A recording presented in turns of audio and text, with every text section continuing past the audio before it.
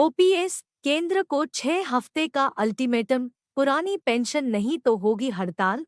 Railway रक्षा समेत बंद होंगे सरकारी दफ्तर। एआईडीएफ के महासचिव सी श्रीकुमार के मुताबिक लोकसभा चुनाव से पहले पुरानी पेंशन लागू नहीं होती है तो भाजपा को उसका खामियाजा भुगतना पड़ेगा।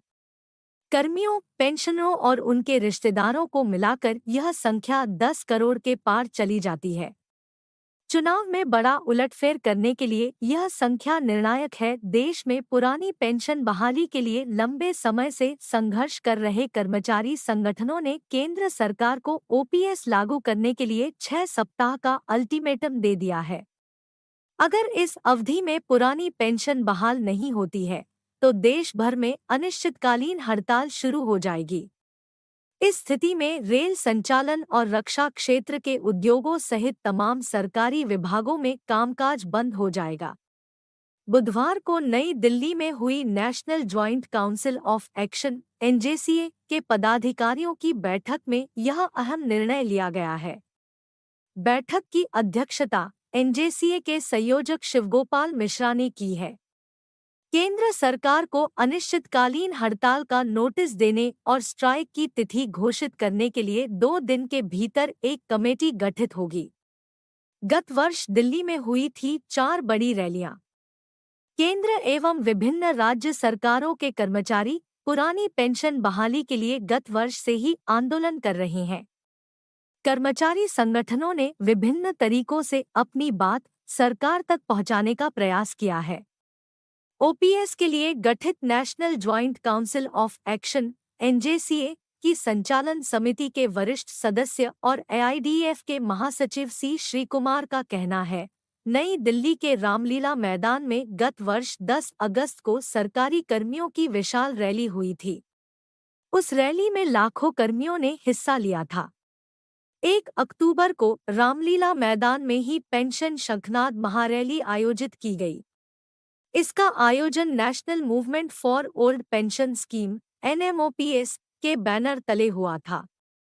एनएमओपीएस के अध्यक्ष विजय कुमार बंधु ने कहा, पुरानी पेंशन कर्मियों का अधिकार है, वे इसे लेकर ही रहेंगे।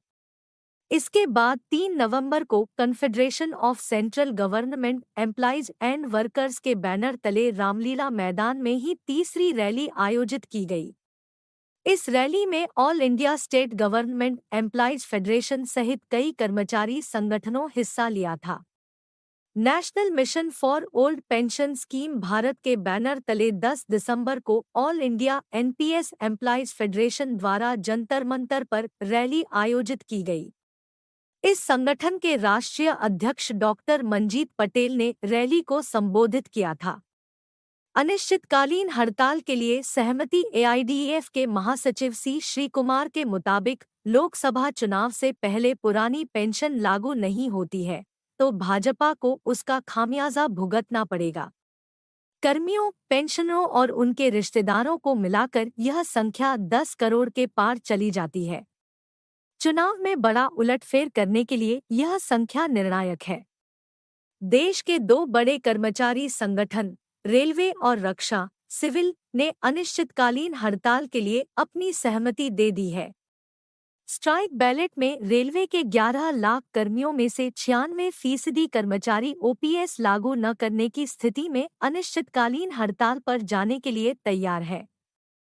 इसके अलावा रक्षा विभाग सिविल के 4 लाख कर्मियों में से 97% कर्मी हड़ताल के पक्ष में हैं।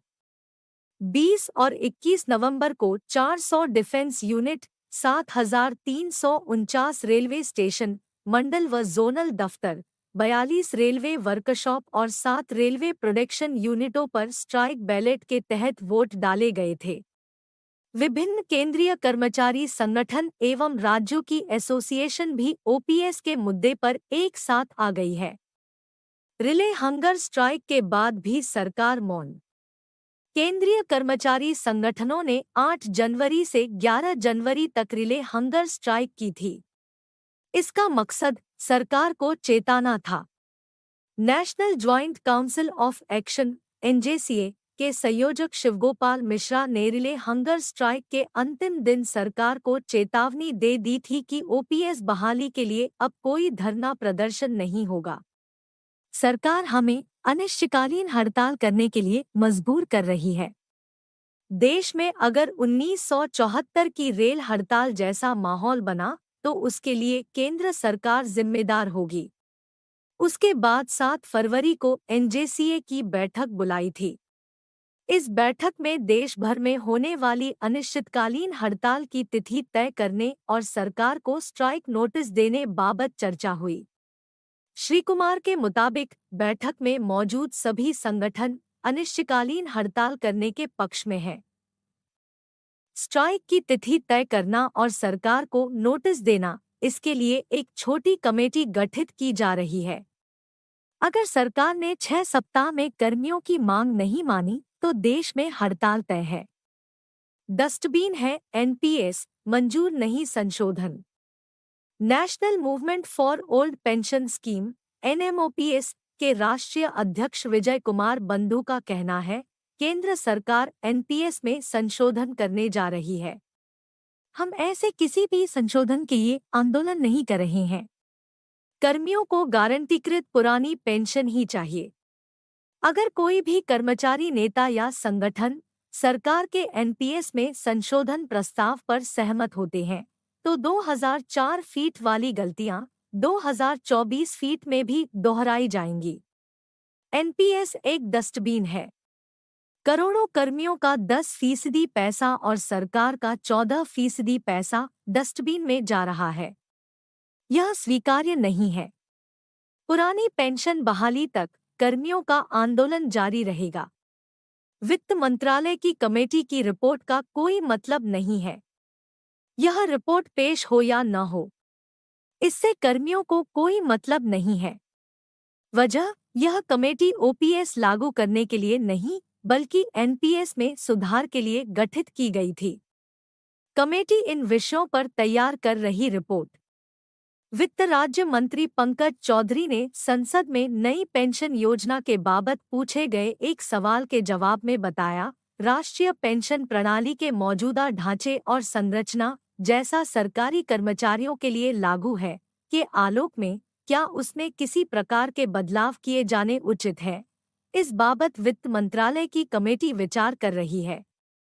यदि कमेटी द्वारा एनपीएस में बदलाव की सिफारिश की जाती है तो उसमें वित्तीय निहितार्थों और समग्र बजटीय गुंजाइश पर इसके प्रभाव को ध्यान में रखा जाएगा। कमेटी का कार्य ऐसे उपाय सुझावित करना है जो राष्ट्रीय पेंशन प्रणाली के तहत शामिल सरकारी कर्मचारियों के पेंशन संबंधी लाभों में सुधार लाने के दृष्टिगत संशोधन करने के लिए उपयुक्त हों, ताकि सामान्य नागरिकों के संरक्षण के मद्देनजर वित्तीय विवेक को कायम रखा जा सके।